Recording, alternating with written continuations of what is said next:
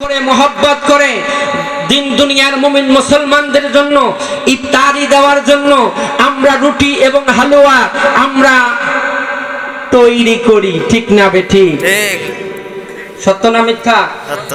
আমরা সবে বরাতে রুটি হালুয়া খাই কি খাই না? খাওয়ার পক্ষে কারা কারা? নারায়ে তাকবীর। মূলত রুটি হালুয়া আমরা ইফতারের উদ্দেশ্যে বানানো হয়, ঠিক না বেঠিক?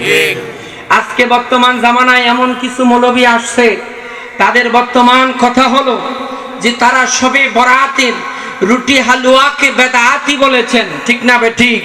অথচ সারা বছর রুটি খাইলো হালুয়া খাইলো, সবে বরাতের দিন ওই রুটি ও হালুয়া খাইলে বেদাত হয়।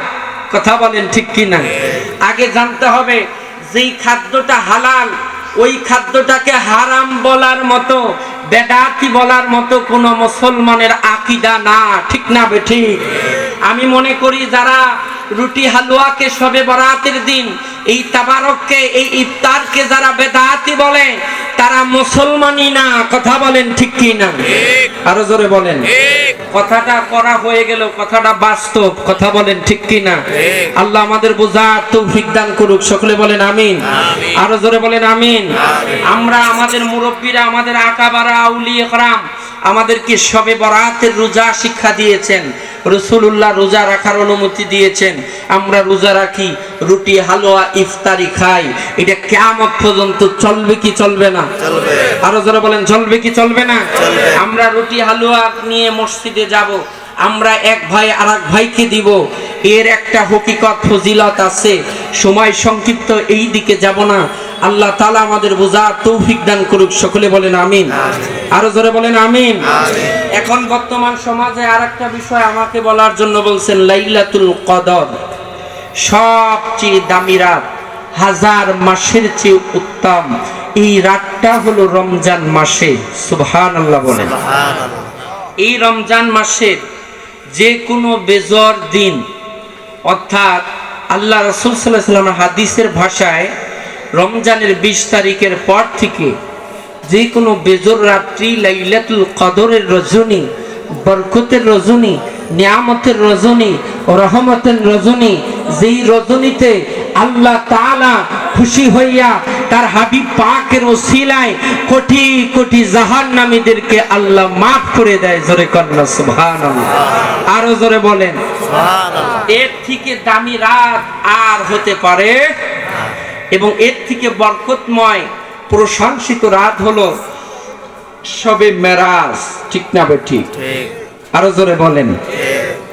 এই রাত আর এই রাত এর সাথে কোনো মেসাল নাই, কিন্তু শবে মেরাজের রাত সবচেয়ে উত্তম রাত, যেই রাতে আমার নবী পাক সাল্লাল্লাহু আলাইহি সাল্লাম এবং আল্লাহর সাথে দিদার হয়েছেন। দুই ধনুক দূরত্ব অথবা এক ধনুক দূরত্ব। জোরে কন্না সুবহানাল্লাহ। আরো জোরে বলেন। এই লাইলাতুল মেরাজে উম্মে হানির ঘরে আল্লাহর নবী সাল্লাল্লাহু আলাইহি ওয়াসাল্লাম রাত্রি যাপন করেছিলেন। খুব মনোযোগ, আমি কয়েকটা পয়েন্ট বলে আমি কালবের বিশেষ আমি কিছু কথা বলবো ইনশাআল্লাহ। হুজুর পাক দয়া করে সময় দিয়েছেন, ওই সময়ের মধ্যে কথা বলবো, আল্লাহ কবুল করেন, সকলে বলেন আমিন। আরো জোরে বলেন আমিন। যে শবে মেরাজ আপনারা সকলেই জানেন, জিবরিল আমিন আল্লাহ নবীকে তুলে নিয়ে গেলেন। কোলে করে নিলেন না, বুরাকের মাধ্যমে নিয়ে গেলেন। সুবহানাল্লাহ বলেন। এইখানে যদি আপনি লক্ষ্য করেন 40,000 বুরাক থেকে আল্লাহর হাবিবকে নেওয়ার জন্য একটি বুরাক, যেই বুরাকটা আল্লাহ তাআলা হুকুম করলেন, জিবরাইল আমার বন্ধুকে আনবা, অতএব তুমি বুরাক নিয়ে যাও। উনি বুরাক পরিদর্শন করার জন্য আসলেন। মারহাবা বলেন। মারহাবা। আরো জোরে বলেন মারহাবা। দেখেন মুহাব্বত কাকে বলে, মুহাব্বতের পাওয়ার কেমন, মুহাব্বতের স্পিরিট কেমন। খুব মনোযোগ। সমস্ত বুরাকের সামনে ঘুরলেন।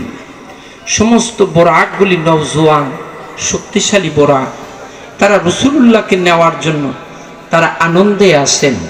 একটি বুরাক দুর্বল অবস্থায়, বুরাকের চোখে পানি। জিবরিল আমিন বললেন, বুরাক রে, সমস্ত বুরাকগুলি হাসি খুশি, তোমার কেন কান্না করো, কারণ কি?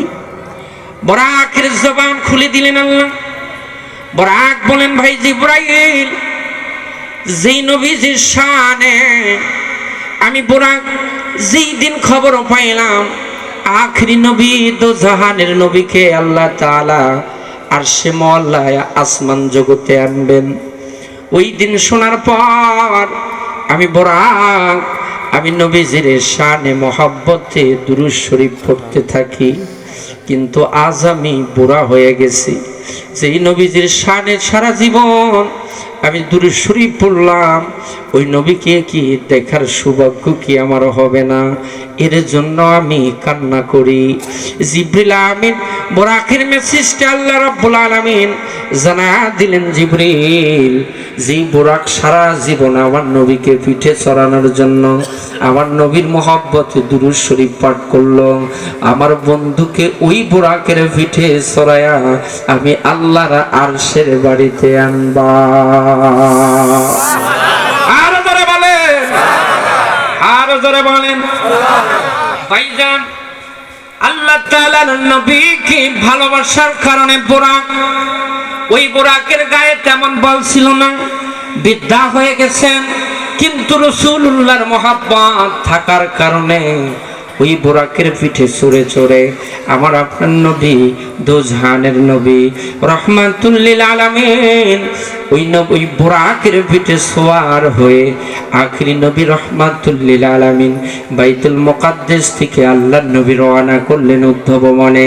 ও ভাইজান, এই প্রথম আসমানে হাজার হাজার ফেরেশতাদেরকে আমার আল্লাহ রাব্বুল আলামিন জান্নাতি হুরগেলমানদেরকে জান্নাতি নূরের পোশাক পরায় দিলেন। 70,000 এই ঝাড় বাতি যেটা বলেন ভাইজান, 70,000 আলোক সজ্জা দিয়ে সাজায়া আসমান জগৎ সাজায়া দিলেন। আমার আপনার নবী রাহমাতুল লিল আলামিন যখন উযু করতেন, ওই আকাশের রহমতের ফেরেশতারা ওই উযুর পানি জিবরিল আমিন সমস্ত ফেরেশতাদের হাতে হাতে পৌঁছায়া দিলেন। সমস্ত ফেরেশতারা ওই উযুর পানি জান্নাতের হুরগেলমানরা তাদের চেহারার মধ্যে মাখতে লাগলো। আমার নবীজির উযুর পানির বরকতে এমনি জান্নাতি হুরগেলমান ফেরেশতাদের চেহারা, নূরের চেহারা, আরো ওই উযুর পানি মাখার কারণে তাদের চেহারার সৌন্দর্য আরো লাবণ্য বেড়ে গেল। জোরে কন্যা সুবহানাল্লাহ। আরো জোরে বলেন। ও বন্ধু, খুব মনোযোগ লাগায়া দেন। কেমন নবীর উম্মত হইলাম, যে নবীজির গা দিয়ে পেশানি অর্থাৎ ঘাম বের হলে সাহাবীরা ওই ঘামগুলি বোতলের মধ্যে রাখতেন। আমার আপনার নবীর ঘাম মিশকে আম্মারার চেয়ে সুগন্ধ ছিল। নবীর ঘাম সাহাবীরা গায়ে আতরের মতো মেখে মেখে আসতেন। জুম্মার নামাজে, ঈদের নামাজে নবীজির মেশক, নবীজির পেশানি, নবীজির ঘাম মোবারক ওরা তাদের চেহারায় মাখতেন। ও ভাইজান, আতর হিসেবে ব্যবহার করতেন। ভাইজান রে, খুব মনোযোগ লাগায় দেন। এই জায়গাও শেষ না, গোটা পৃথিবীর মানুষের পেশাব যদি কোনো মানুষ পান করে তার ঈমান চলে যায়, ঈমান নষ্ট হয়ে যায়। আমার আপনার নবী একদিন ওই নবী রাহমাতুল লিল আলামিন তার অন্য ঘরের মধ্যে নবীজি উম্মে হানির ঘরের মধ্যে নবী রাহমাতুল লিল আলামিন আরাম করতেছিলেন। রাতের বেলায় পেশাব করলেন একটা পেয়ালায়। উনি সকালবেলা বললেন, ইয়া আল্লাহর রাসূল বললেন, গো এই একটা পেয়ালার মধ্যে পেশাব আছে, পেশাবটা ফেলায় দাও। কিন্তু ওই রাত্রে তিনার পানির তৃষ্ণা লাগছিল। যার ঘরে ছিলেন উনি রাত্রে পানি মনে করে ঘরের মাসুকে পানি ছিল না। উনি দেখলেন নবীজি যে কামরার পাশে আছেন, ওই কামরার একটা পেয়ালায় টল টল করতেছে পানি। উনি ভাবলেন হয়তো শরবত। ইনি নাকের সামনে নিলেন, কোনো দুর্গন্ধ না বরং সুগন্ধ শরবত মনে করে তিনি পান করলেন। জোরে জোরে বলা যাবে কি আল্লাহু আকবার। ওই আপনি রহমাতাল লিল আলামিন, আপনি উম্মতের জামিন, গুনাহগারের অতি আপনজন গো নবীজি, কাঙ্গালদের দেখা দিবানি। জোরে জোরে